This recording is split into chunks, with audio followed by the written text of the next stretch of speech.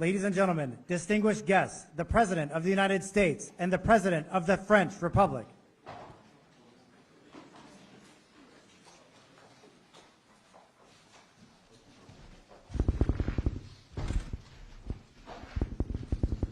Everyone, please take a seat if you have one.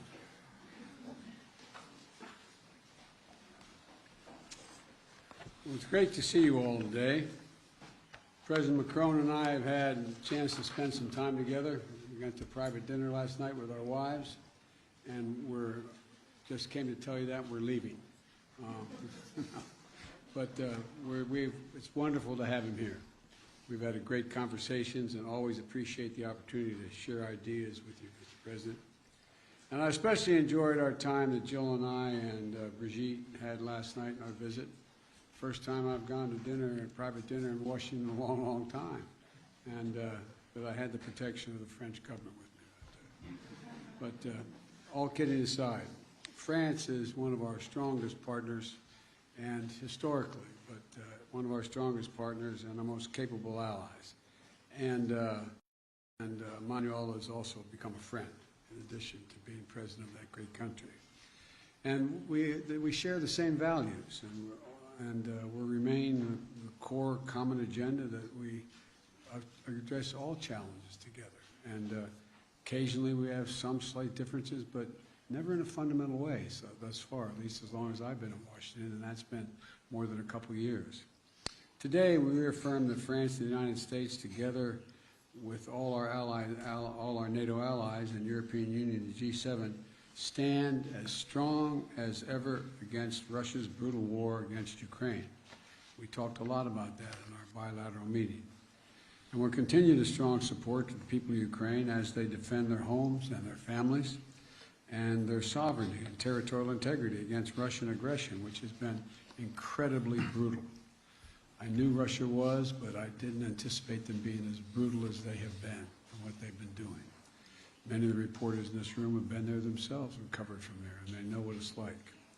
Today, we reaffirm that, as I said, we're going to stand together against this brutality. And we'll continue the strong support for the Ukrainian people as they defend their homes and their families and their nurseries, their hospitals, their sovereignty, their integrity, and against Russian aggression. And I want to thank you, Mr. President, for welcoming that the people of France have given to over 100,000 Ukrainian refugees. It's a mark of who you are as a people.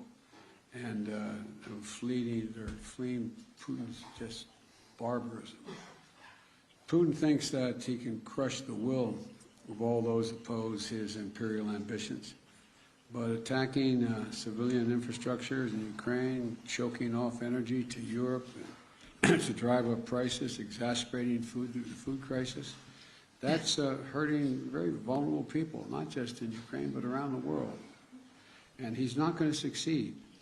President Macron and I have resolved that we're going to continue working together to hold Russia accountable for their actions and to mitigate the global impacts of Putin's war on the rest of the world. The United States is helping Europe diversify away from Russian natural gas in the immediate term, and while accelerating our clean energy transitions, and we're going to continue working in close partnership with Europe as we move forward. I welcome the progress we've already made in many of these issues through the US-EU Task Force on Energy Security. And today, we also committed to deepening cooperation between France and the United States on civil nuclear energy through our bilateral clean energy partnership. Around the world, France and the United States are working to strengthen stability and security. We share the vision, the same vision in the Indo-Pacific. We're looking for one Indo-Pacific that's free and open, prosperous and secure. And we're going to continue to strengthen our cooperation to defend core international principles in the Indo-Pacific, including freedom of navigation and freedom of overflight. We're working together to support the Middle East that is more integrated, peaceful, and prosperous. And we want to particularly thank President Macron for his efforts to help bring about the historic maritime boundaries agreement between Israel and Lebanon. We also stand with the people of Iran. And then the French and the United States are working together and hold accountable those responsible for the human rights abuses to counter Iran's support for Russia's war and to ensure that Iran does not ever acquire a nuclear weapon. And as we in the United States are looking forward to hosting the upcoming U.S.-African Leaders Summit, President Macron and I understand Africa's influence and importance, and he has much to add. France has much to add. We're also going to deepen our engagement, listening to and working with our African partners to help strengthen the governance and security and economic opportunities across the continent and to tackle the global challenges of our time. Our partnership also extends to cooperating in outer space, from coordinating defense of our space activities to strengthening scientific efforts to monitor Earth's changing climate. And we had a detailed discussion of the Inflation Reduction Act. I know none of you are curious about that, but we did talk about that a good deal. The United States and Europe share the goal of making bold investments in clean energy to meet the challenges of the climate crisis and to build the industries of the future, including batteries and green hydrogen. We agreed to discuss practical steps to coordinate and align our approaches so that we can strengthen and secure the supply chains, manufacturing, and innovation on both sides of the Atlantic. We ask our teams to follow up on this part as ongoing U.S.-EU consultation continues, because we can work out some of the differences that exist. I'm confident. France and the United States are also leading efforts to strengthen the global health and global health security. President Macron visits falls on the World AIDS Day, and I want to particularly highlight our joint effort to reach our goal of ending the AIDS epidemic by 2030. Goal we set, the goal we're going to accomplish, and the goal we're sticking with. And to do it, we have all the tools we need. We just have to make finishing this fight a top priority for not just the two of us, but for other nations as well. And that's why I'm proud to take the baton from you, President Macron, and host the Global Fund's 7th Replenishment Conference this year, building on France's strong record of leadership. We've raised $15.7 billion with the United States and France as the two largest contributors to the Global Fund, and it's going to save millions, literally millions of lives. If I listed all the areas where cooperation between France and the United States were delivering meaningful progress, we'd be here until dinner time. So let me just close by highlighting our long-term investment to deepen the ties between our people, particularly the U.S.-French Fulbright program, which celebrates its 75th anniversary and has facilitated thousands of exchanges between our students, our educators, over the last decades. It's been critical to our relationship. It's a key part of ensuring that the future of this vital alliance remains strong and vibrant for generations to come. So, Emmanuel, thank you again for all that our nations are doing together in cooperation. My administration has built our foreign policy around the strength of our alliances, and France is the very heart of that commitment. So, merci, my friend, and I look forward to continuing to work with you. And as I used to say in the body I worked in a long time, in the United States Senate, the floor is yours. Merci, Monsieur le Président. Monsieur le Président. Thank you, Mr. President. Pour ces mots qui reflètent complètement l'échange que nous venons d'avoir, mais merci surtout pour votre accueil. Et nous étions très heureux avec mon épouse, en effet, de partager ce moment hier à vos côtés, aux côtés de... Pleased to share this moment together with you and your spouse last night. And let me tell you how honored and moved we are, both my delegation and myself, to be here, invited by you on the occasion of this first state visit by your administration. And regarding this relationship, we said it this morning, and you just said it again, this heritage is based on life sacrifice, on so much. And I would like to say that over centuries, every time there was something vital at stake, we were there, one for the other, without any doubt, without any hesitation, and this is very much what should structure the rest of it. It is this spirit that is prevailing in the current circumstances since last February, and I did not repeat what President Biden perfectly described.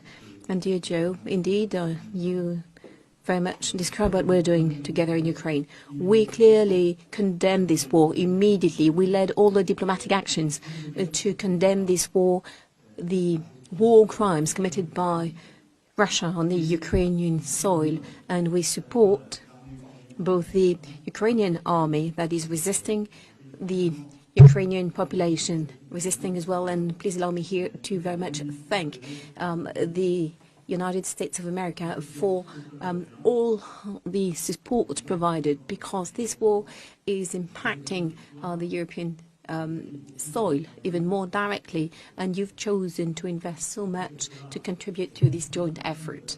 In this context, our discussion this morning was an opportunity to confirm the initiatives we will be taking once again in the coming weeks and months to keep supporting, to strengthen our support to the Ukrainian troops and to enable them to resist. We also agreed to continue to work together to support the Ukrainian people, to help them resist, because we can very well see today that the Russian war effort is very much targeting the civilian infrastructure, bringing even more violence to try and make the Ukrainian people desperate and make it impossible for them to survive this winter. This is the reason why we decided to organize on the 13th of December a conference to support Ukraine, and very much would like to thank you for the close cooperation in preparing for that event.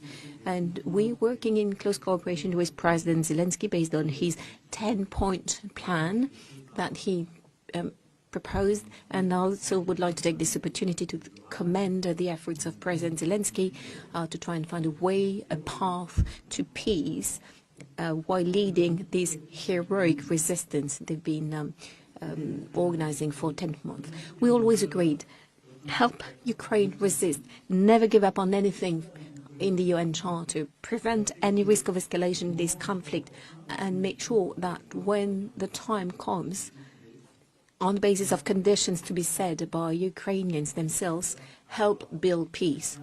And I believe your positions being so clear, it is something important to us, because we're both working for sustainable peace. We also talked about the direct and indirect consequences of this war, including on food security and energy security for the entire planet. And our joint initiatives within the G20, the G7, very much go in that direction. And we also recall this morning all of that, all we're doing to try and help all countries to weather the consequences of the conflict on their economies. This morning we also had an excellent discussion on the IRA and the recent pieces of legislation adopted by the American administration. And like President Biden just said, we agreed to resynchronize our approaches, our agendas, in order to invest in critical emerging industries, semiconductors, batteries, hydrogen, everything that is absolutely decisive, because as a matter of fact, we share the same vision and the same willingness. President Biden wishes to create more industrial jobs in the long run for his country, and to build a strong industry and secure your supplies. And this is very much our approach as well. And this is the reason why we task our teams to continue this work in close cooperation, coordination, to find solutions on the topics we identified. And of course, we will coordinate with all of the Europeans and with you to have an agenda that will only bring more jobs, industry jobs, in the United States as well as in Europe, and guarantee the strength and the resilience of our supply chains. And to do that with a strong integration. This European work is also the one we want to deliver on all of the issues on our agenda. And President, you just said it. What we would like to do as well is work on a number of topics of the future. And yesterday we had some sessions, working sessions, and our ministers and teams have been working as well, so that we could approve an agenda of hope and for the future. like I said this morning, in the space industry, research, exploration, but as well the industry of the future. Civil nuclear industry, here again with some common research projects, in particular on the most advanced technique, because I believe I can say on behalf of both of us that the civil nuclear industry is very much part of the energy mix in which we believe in, that will not only bring jobs, but it enables us as well to have a secure supply and to meet our climate objectives. We also talked about the quantum issues with a number of stakeholders, innovation, and here as well our delegations are here to illustrate the work that is taking place so that we can deliver on that common agenda. Lastly, we also have all of our commitments on the major international challenges, which are very much, I would say, feeding our relationship as well. And I can only tell you once again how pleased we were with your choices that very much match your history and your campaign commitments.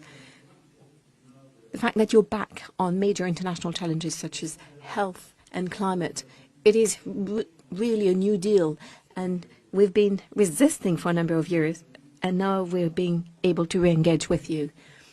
And on this day of World AIDS Day as well, we are very much continuing to work to deliver by 2030. And I would like to say how much has been achieved by both our countries,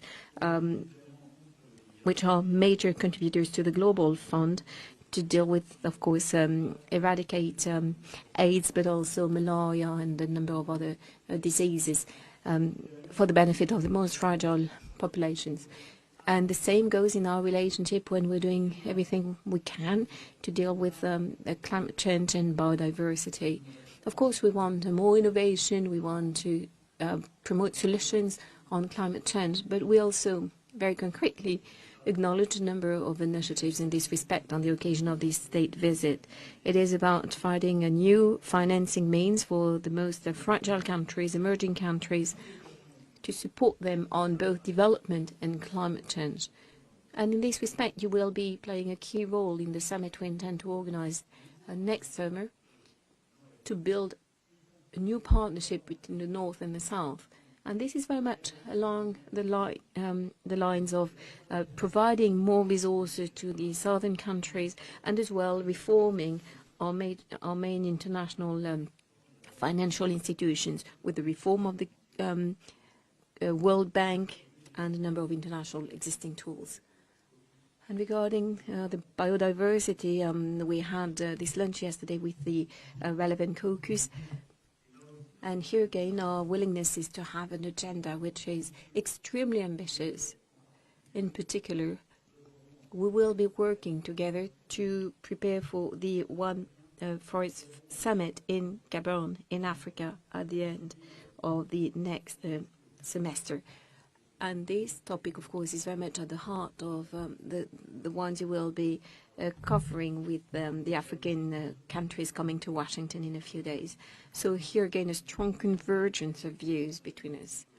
And lastly, we will continue to work together to fight terrorism and to act for peace. And of course, my thoughts go to our soldiers who fell in Afghanistan, in the Middle East, in Africa over the past few years, to fight for the security of these regions of the world and of all countries.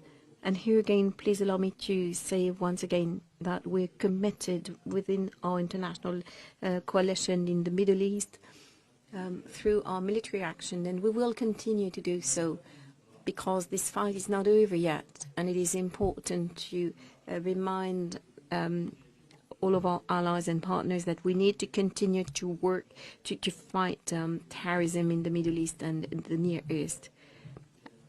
And I would like to thank you for all your very valuable support over the past few years for the fight against terror, including in the Sahel, in Africa. And that enabled us to have some very concrete results, including over the past few weeks. And we will continue to work together. I could carry on during the entire afternoon. We could talk about the Indo-Pacific, the way in particular we're reorganizing our presence in the Indian Ocean. To put things right, dear Joe, you elegantly thanked France for the role we played in the historical agreement between Israel and Lebanon. We did our utmost to finalize the accord, but let me be honest, I think most of the work was yours.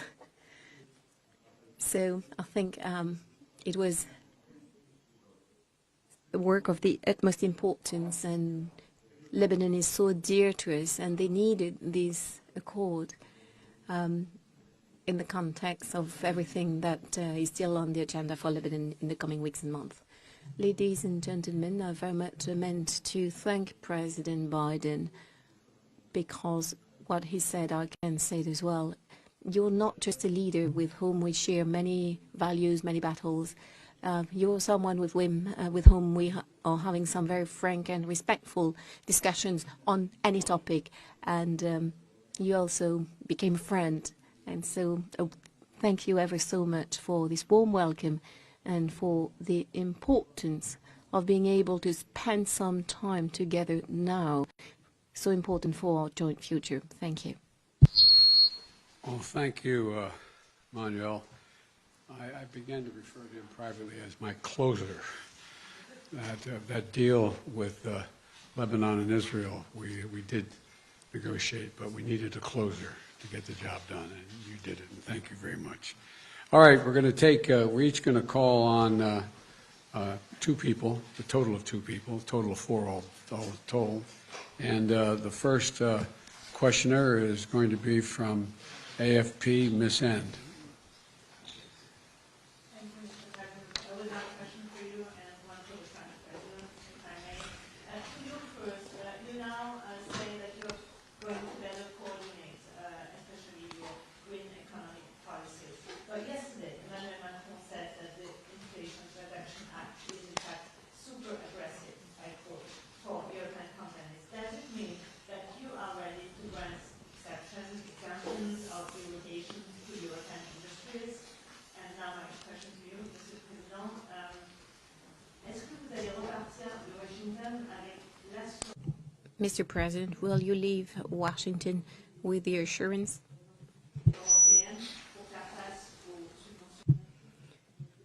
that you will be able to deal with these massive subventions? The journalist doesn't have a microphone. Do you think there's a risk of generating divisions? I'll answer the last question since I didn't hear any of it. I didn't understand a word of it, so I'll answer it. And we'll take care of it. No, look, the United States makes no apology, and I make no apology since I wrote it for the legislation you're talking about. But there are occasions when you write a massive piece of legislation, and that has almost $368 billion for the largest investment in climate change on all of history. And so there's obviously going to be glitches in it and need to reconcile changes in it. For example, there's a provision in it that says that there is an exception for anyone who has a free trade agreement with us. Well, that was added by a member of the United States Congress who acknowledges that he just meant allies. He didn't mean literally free trade agreement. So there's a lot we can work out. But the essence of it is we're going to make sure that the United States continues, and just as I hope Europe will be able to continue, not to have to rely on anybody else's supply chain. We are our own supply chain, and we share that with Europe and all of our allies, and they will, in fact, have the opportunity to do the same thing. So there's tweaks that we can make that can fundamentally make it easier for European countries to participate and or be on their own. But that is something that is a matter to be worked out. There is no fundamental, it was never intended when I wrote the legislation, never intended to exclude folks who were cooperating with us. That was not the intention. The intention was to make sure we're no longer in a position when there was a pandemic in Asia and China decided they're going to no longer sell us computer chips. We invented the damn things. You know, so anyway, but my point is, we're back in business. Europe is back in business, and we're going to continue to create manufacturing jobs in America, but not at the expense of Europe. Ce que nous avons échangé avec what we've been discussing with President Biden and what, as a matter of fact, he just said, and that's what I talked about with the caucus yesterday. That's simple. The United States of America adopted a piece of legislation for their country, for their industry, which, with a common objective, goal that we share, creating jobs, creating opportunities for the middle class, and succeeding in implementing the energy transition. The reality is that the consequences, as we've seen in our discussions, it is certainly not the intention of the United States, but as a matter of fact, projects that were growing, being developed in Europe, there's such a difference in subsidies that these projects might come to an end. And a number of senators yesterday, said it was certainly not their intention. So France simply did not come to us for an exemption or another for our economy, but simply to discuss the consequences of this legislation. And the news, the circumstances mean that we have no alternative but to work together. So therefore, I believe we need to resynchronize, as I say, find a new policy to clarify our goals and continue together. And the discussion we had this morning was extremely clear. And I could feel the very same intent on behalf of the members of the Congress yesterday. The wish of President Biden is to rebuild a strong industry here and to have somehow to secure some technology solutions for the future. France wishes exactly the same thing for itself. And we've been fighting day in, day out to do the very same thing in our country. And this enables us to put an end to some 15 years of industry loss in our country and to have new manufacturing jobs. And so we'll be working on that, and we decided to do that together with the members of the European Union and the European Commission. So we will work on the technical elements to make sure that there is no domino effect on ongoing projects in Europe. We want to succeed together, not one against the other. It's been clear. This is the outcome of our discussions this morning, and this is exactly the philosophy that I share, and it is the one that we need. Bonjour, messieurs les présidents. William Galliper. President William Galliper on behalf of RTL Radio. In French, President Biden, we say there is no love, there is only proof of love. Do you feel that your French friend will go home very much reassured? Do you feel you were able to reassure your European friends?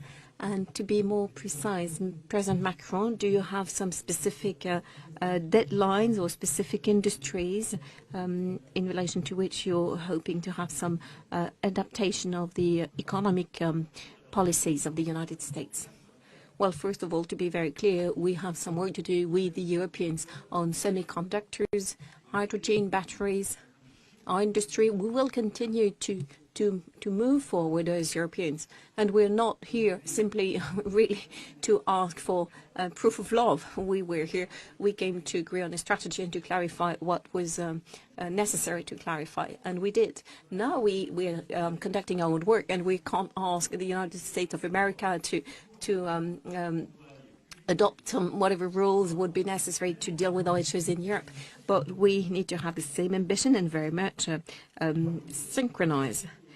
And in addition, we clarified things today, and there are already a number of discussions frameworks, and it is in the coming weeks and months that we will deal with that, and fairly quickly, because these projects are ongoing. So for me, there is some very clear strategy. We've had some very frank discussions, and I believe accordingly that in the coming days, the discussions we will be having with the European Commission, the discussions we'll have in close cooperation with our German partners and others will enable us to very much clarified all of this without any difficulty. So I'm going home confident, but as well lucid as to what remains to be done on the European side, which is a good thing. I'm confident. It's my answer.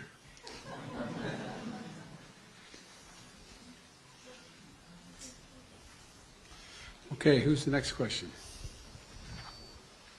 Got my list here. On this side. Is it my turn to call on someone? Right? Okay, how about NPR, Tom Merkis? Thank you, Mr. President. I have a domestic question for you, and then, Mr. Macron, I have a question for you about Ukraine. But first, President Biden, do the freight rail workers deserve more than 1 day of paid sick leave, like millions of Americans have? And if so, why didn't you negotiate for that when you were helping to negotiate that contract that you now want Congress to impose? I love you guys. I negotiated a contract no one else could negotiate. The only thing that was left out was whether or not it was paid leave. You know, I've been trying to get paid leave, not just for rail workers, for everybody. But that other team, they're called the Republicans, they voted against it. They said we couldn't do it. We're one of the few nations in the world that don't have paid leave for our workers. And so what we're doing is we can't afford to have, and by the way, in the meantime, they got a 45% increase in salary, et cetera. There's a lot of good things that happen in that.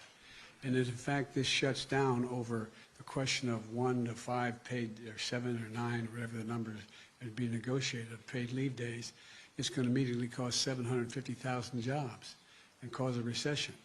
And so what I made it really clear is that what was negotiated was so much better than anything they ever had, that it's worth, and they all signed on to it, by the way. There are only 4 unions out of the 13 or 14 that didn't agree.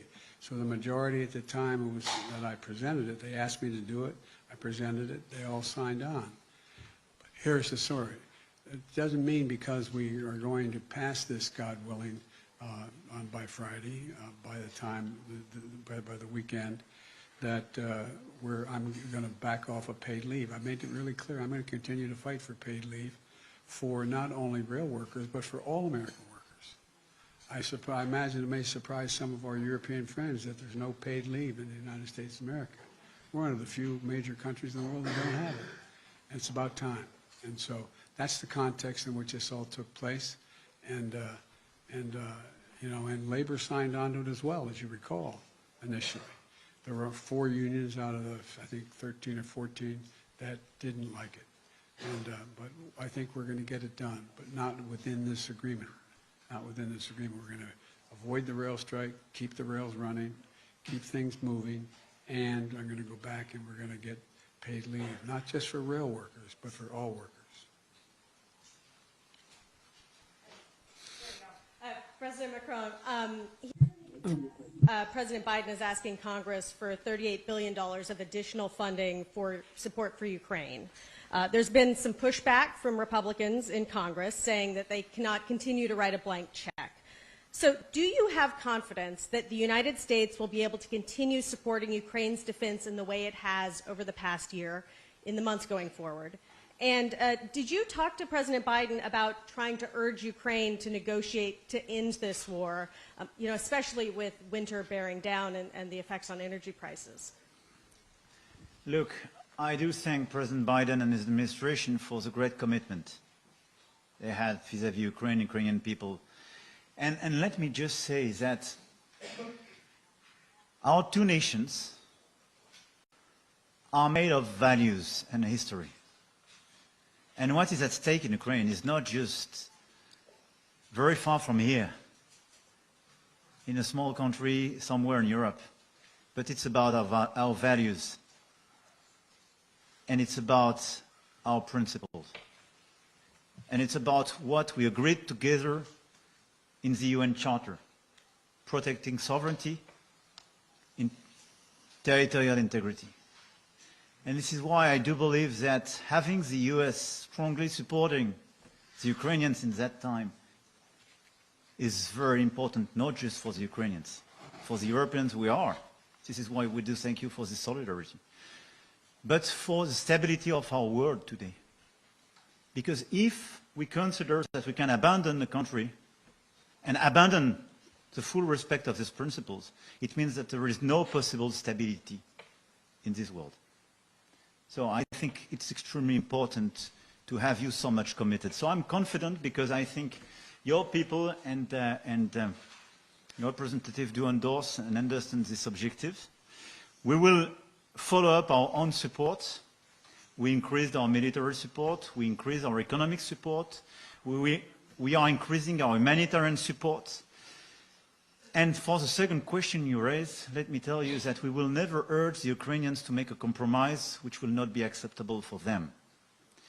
Because they are so brave and they defend precisely their lives, their nation, and our principles. And because it will never build a sustainable peace. If we want a sustainable peace, we have to respect the Ukrainians to decide the moment and the conditions in which they will negotiate about their territory and their future.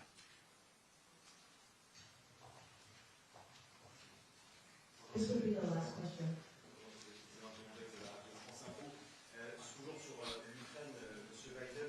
Emmanuel Macron doit s'entretenir dans les prochains jours, les prochaines semaines avec Vladimir Poutine. Le lien est maintenu depuis le début de la guerre. Vous n'avez pas toujours été d'accord avec cela. Est-ce qu'aujourd'hui vous approuvez? We hear that you will be talking to President Putin anytime soon. What is your approach? And as the Ukrainian war seems to be at a turning point, do you feel realistic that President Zelensky is putting a condition to open negotiations, and that is the return of Crimea to Ukraine? Look, there's one way for this war to end, the rational way. Putin to pull out of Ukraine, number one. But it appears he's not going to do that. He's paying a very heavy price for failing to do it, but he's inflicting incredible, incredible carnage on the civilian population of Ukraine, bombing nurseries, hospitals, children's homes. It's sick what he's doing. But the fact of the matter is, I have no immediate plans to contact Mr. Putin. Mr. Putin is, let me choose my words very carefully. I'm prepared to speak with Mr. Putin if, in fact, there is an interest in him deciding he's looking for a way to end the war. He hasn't done that yet. If that's the case, in consultation with my French and my NATO friends, I'll be happy to sit down with Putin to see what he has in mind. He hasn't done that yet. In the meantime, I think it's absolutely critical what Emmanuel said. We must support the Ukrainian people. The idea that Putin is ever going to defeat Ukraine is beyond comprehension. Imagine them trying to occupy that country for the next 2, 5, 10, 20 years, if they could. If they could. He's miscalculated every single thing he initially calculated. He thought he'd be greeted with open arms by the Russian-speaking portions of the Ukrainian population. Go back and read his speech when he invaded, when I said they were going to invade, and they did when we said they were. Go back and read the speech he made.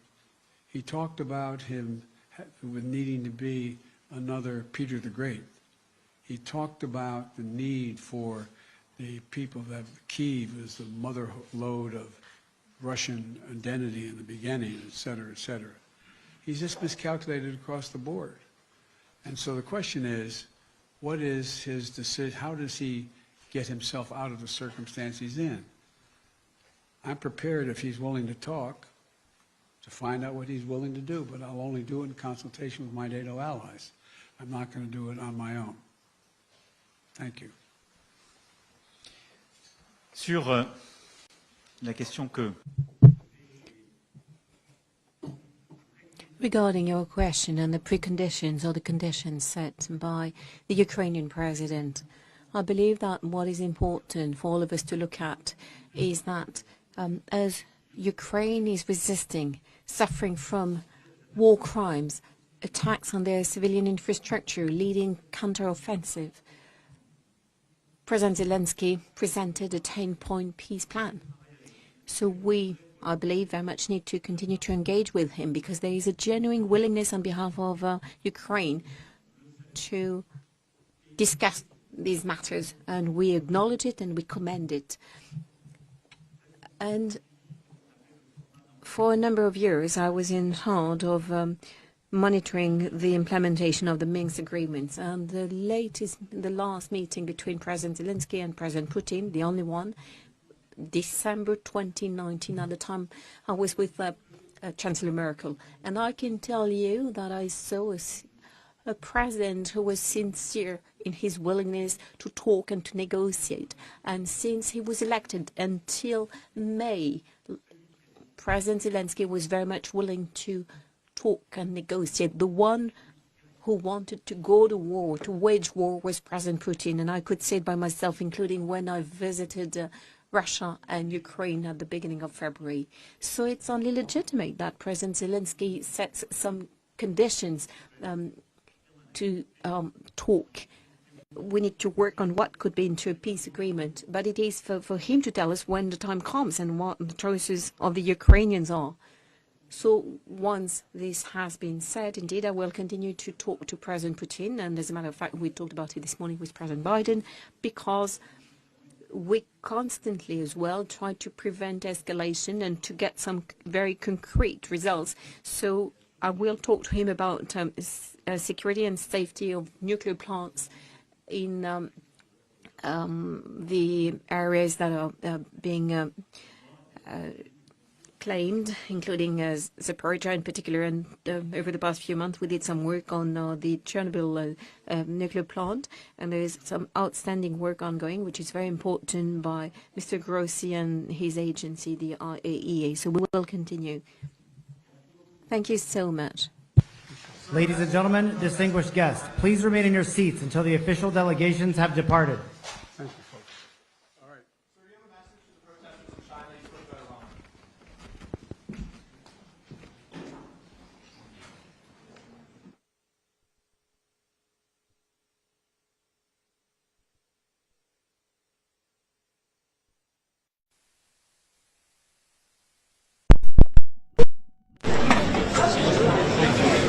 C'était chiant, c'est vrai?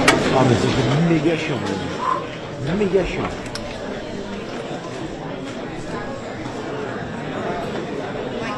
Ah oui, il fallait tout d'un coup là. Regardez, un peu de chaud.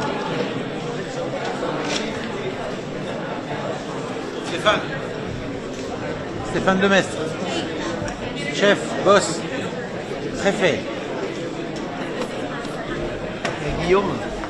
C'est pas drôle tous les jours.